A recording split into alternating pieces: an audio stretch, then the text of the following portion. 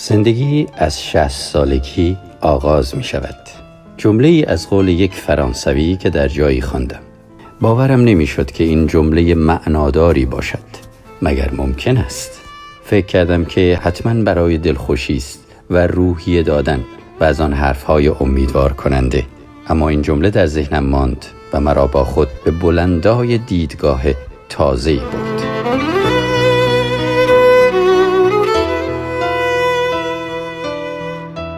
اگر باور داشته باشیم که زندگی یعنی آزادی و یا به تعبیر دیگر آزادی یعنی زندگی، می‌بینیم که سرآغاز واقعی این آزادی می‌تواند در 60 سالگی باشد. آزادی از بند خود باور نداشتن و آغاز مهربانی با خود و قبول شخصیتی که هستیم و رهایی و تلاش برای تغییر آن. این خود اولین احساس آزادی است. آرامش و پذیرش آنچه که هستیم و نه سرزنش و نه به رخ کشیدن خطاهایی که مرتکب شدیم. آزادی از اجبار به کار کردن مگر برای سرگرمی و لذت بردن. آزادی از اجبار به خوردن مگر در حد زیستن و سلامت ماندن. آزاد شدن از تمایلات بیش از حد به جنس متفاوت مگر برای استغنای روح و روان. این آزادی ها آدم را به دنیای جدیدی سوق می دهد که می تواند سرآغاز زندگی تازه‌ای باشد.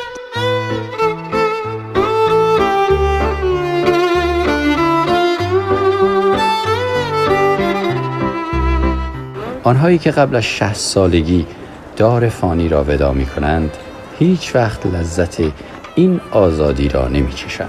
تو می توانی بار دیگر خنده های جوانی را در چین های پیشانیت ببینی.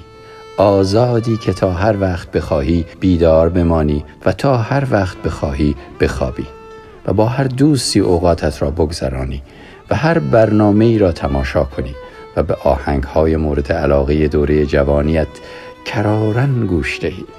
به دور و نزدیک سفر کنی، کنار ساحل تا مدتها قدم بزنی و با صدای امواج نجوا کنی و خاطرات عاشقانه جوانیت را در تنین این صداها زنده کنی. هیچ کس نمیتواند اینها را از تو بگیرد، زیرا که تو زندگی تازه‌ای را آغاز کرده ای.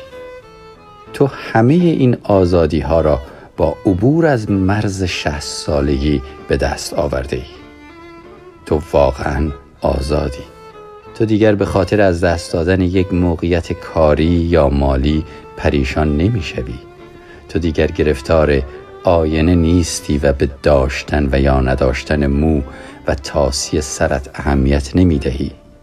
حتی به آن به عنوان یک موهبت نگاه می کنی و می پذیری که شانه ملال است و سشوار باعث اتلاف وقت و انرژی. تو در 60 سالگی می فهمی که پایه زندگی محبت است نه ثروت، دوست داشتن است نه حسد. می پذیری که زیبایی در سادگی است نه تجملگرایی. آنچه که جمع کرده ای چندان به کارت نمی آید و بخشش آنهاست که زندگیت را سرشار از طراوت می کند. تو به زندگی تازه‌ای خوش آمدی.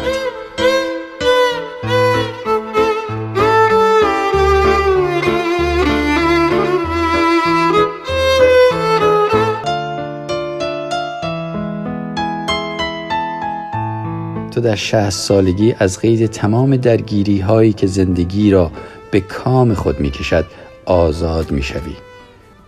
وقت آن است که این زندگی را شروع کنی. تو در 60 سالگی با محبت به دیگران لذت می آفرینی. می فهمی که اگر کسی را دوست داری واقعی است. می فهمی که زندگی و سود آن در راستی و صداقت است.